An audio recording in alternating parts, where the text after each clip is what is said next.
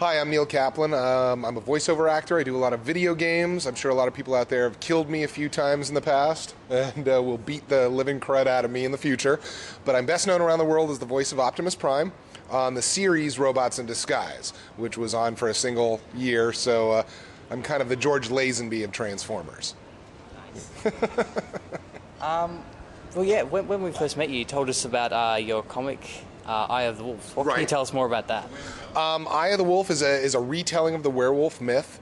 I don't want to give too much away, but basically it takes all of those legends that we've all grown up with, from the Lon Chaney Wolfman and Werewolves of London in the 30s, and of course John Landis's An American Werewolf in London, and all those wonderful stories. It basically takes it and tells what the true origin of the race of wolfmen really is.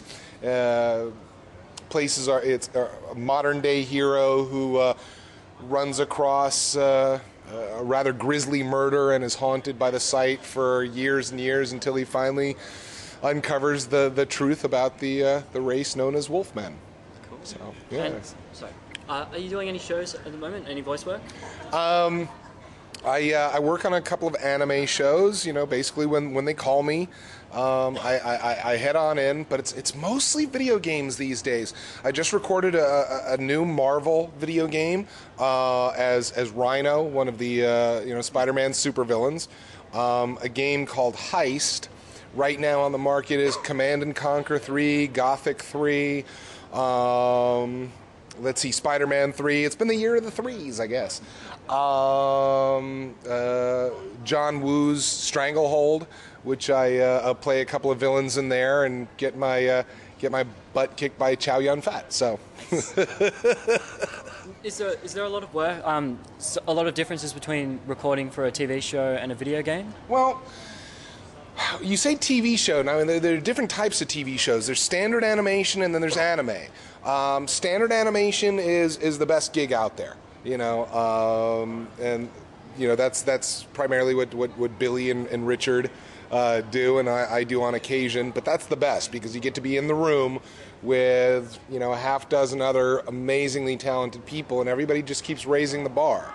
I mean, if you could imagine being in the room with Billy West, you got to be on your toes. You got to know your stuff. You got to be ready, and as good as he is, you've got to be as good, or if you can be better, which of course is impossible. Have you worked with Billy West then? I have not. This, I'll be honest with you. Like I said in the voiceover panel on Saturday, somebody mentioned that they were geeking out, and I just said, you know what? Nobody here is geeking out more than me, because I've been a Billy West fan for 15 years, and getting the opportunity to meet him and talk to him a bit has been one of the many highlights of this trip, But getting back to your question previously to this, anime, on the other hand, you're dealing with something that's already drawn. You've got a face that's already there, so you've got to go ahead and fit the words into the flaps. So it's almost like being more of a technician, than an actor. I mean, you're still an artist either way, but one's certainly more technical. And then video games is, you're not matching up anything that's already been drawn, so you have the freedom to really be an actor, really to act, really to bring something to the role. But a lot of times what you're doing is you're recording 100, 200, 300 lines with nobody else there, because it's something that has to be recorded and then dropped into the game appropriately. So, if you're not doing it right, it's going to sound awkward. So you've got to make sure that it really fits. And then these days, because the sections in between the challenge modes, the battle modes, whatever you want to call it, between the gameplay, it's almost like a mini movie. It's almost like a mini cartoon. Yeah. So that when I worked on Spider-Man 3, there were 7 other actors in the booth with me because we were doing the scenes together, and my gosh, I mean, that's just like doing standard animation. It's great.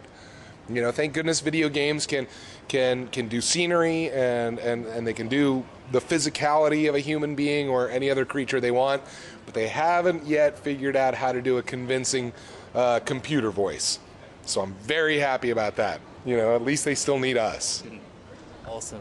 I also want to ask, because you're talking a lot about the other day when we were talking, you're talking a lot about Transformers and the different interpretations. Right. Have you got much of an opinion on the Batman interpretations with Chris Nolan, the recent films?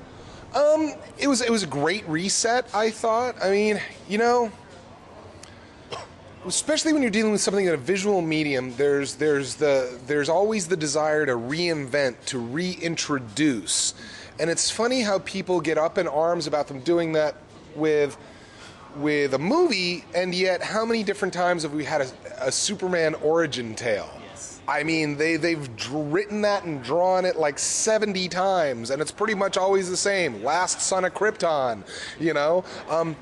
But it's always kind of fun to read and to see different takes, you know, with Batman, to see what Frank Miller brought to it, as opposed to, you know, the original version. So that's always kind of fun. I like the Chris Nolan movies, or movie. I'm assuming I'm going to like the next one.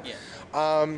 Personally, I was slightly disappointed in the Superman Returns film, only because Superman as a character is a difficult character to work in today's world. Okay?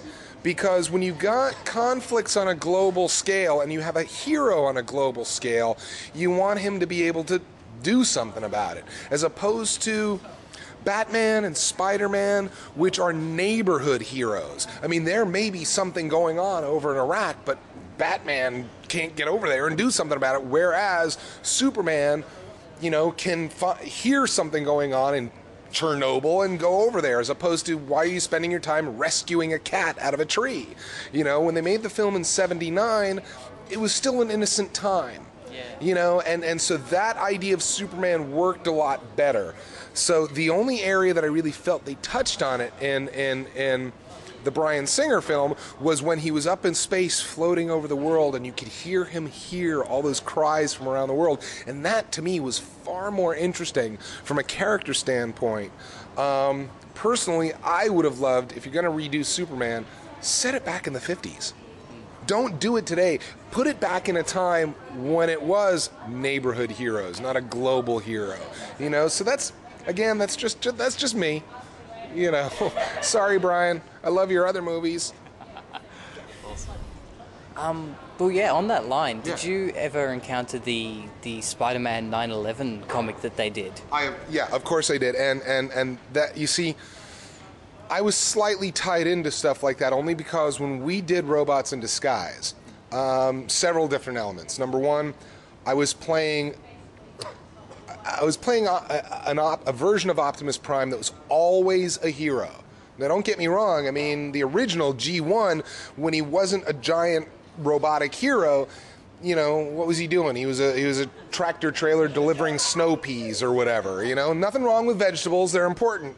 But it's different when, you know, when I got the role, when he wasn't being a giant robot saving the world, he was a fire truck saving people. So he was a full-time hero, and I took that very seriously as far as an interpretation with the character. And of course, we premiered Saturday, September 8th, 2001. And 3 days later, when the attacks happened, and I got emails from people who didn't know necessarily what to say, who to talk to, how to deal with it, and you'd read things on the internet about people saying, gee, if ever we wish there was really a Superman, that was the day. If ever we wish there was, you know, and I got those emails. I know Optimus Prime isn't real, but if he ever could have been, yesterday was the day. And those touched me. And I got an email from somebody that basically said, look, I don't know who else to tell, but I'm going to be a fireman. You know, because, you know, he knew he was a Transformer fan, and you know, and he was moved by what happened, and he wanted to contribute, and he knew that the new Optimus was a fire truck. And I mean, that's just touching, man. And I actually have become friendly with a gentleman who is also a firefighter and changed his name legally in America to Optimus Prime. Awesome. Yeah, so I said, God, how can I not be friendly with this guy? Please, you know? So yeah, no, I saw the Spider-Man comic, and it was a difficult piece, you know? It was amazing and really moving, and it's just, You know, hopefully we're not going to have the need for more comics like that. Yeah. You know?